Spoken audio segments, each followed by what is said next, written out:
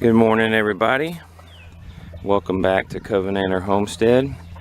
As you can see, it's a very gray and dreary morning. It's kind of been the way it's been here for really since the 1st of September. You know, in East Texas we have extreme heat in the summertime and very little rain. So I kind of feel bad complaining about the rain, considering that I spent so much time praying for rain this summer. But we've had pretty much nothing but rain since September, and I'm not kidding when I say my pasture has not dried out since then. We've had standing water and mud since the 1st of September pretty much, and this is the 1st of March. So we're very much looking forward to spring. We hope that all this moisture will kind of jumpstart the pasture grass and the garden as well. While I'm thinking about it, I wanted to come in and zoom in on this black chicken there. I had promised an update. That was the chicken that had been injured severely. She'd been pecked about her head and eyes. I thought she was going to be dead. She was in bad shape, but as you can see, she's in good shape now.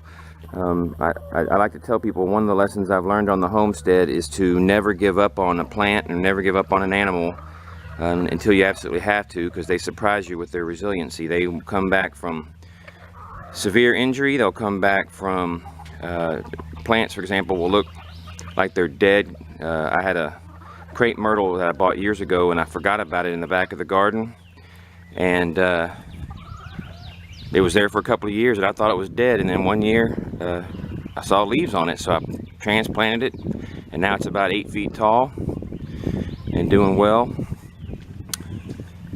But as you can see, I mean, this is the mud we've had back here in the lane. Of course, it's going to be worse because the cows walk through here constantly.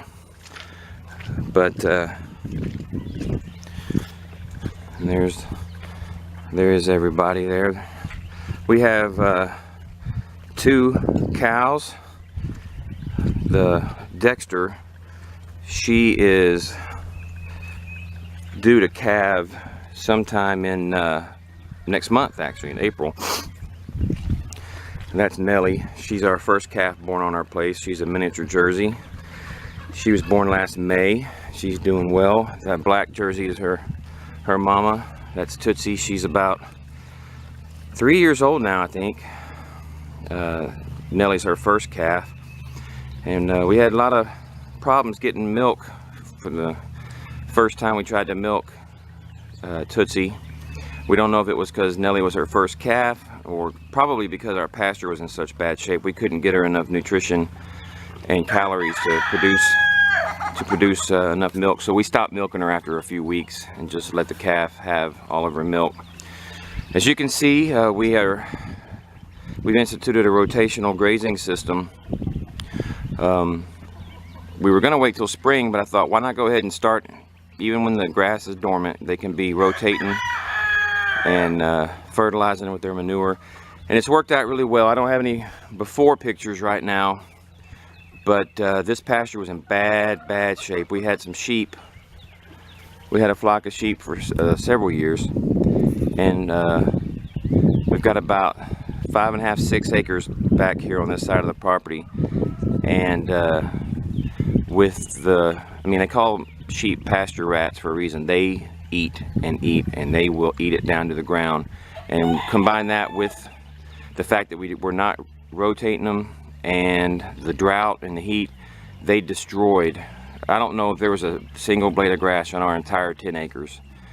Then we were alerted to the rotational system of grazing, primarily through videos I watched of Greg Judy at Green Pasture Farms, and read his book, and I read some Joel Salatin, and I watched a lot of videos of Alan Savory, and we decided to go ahead and give it a try. So we bought some of those reels. I don't know if you can see them way off in the background there on the ground. The reels, we purchased those, and we just move them every day. Even though the grass is dormant, there's a little bit that's coming up, some winter grass. We've noticed since we've been rotating them, that the pasture is slowly recovering with clover and other forbs as well as grass.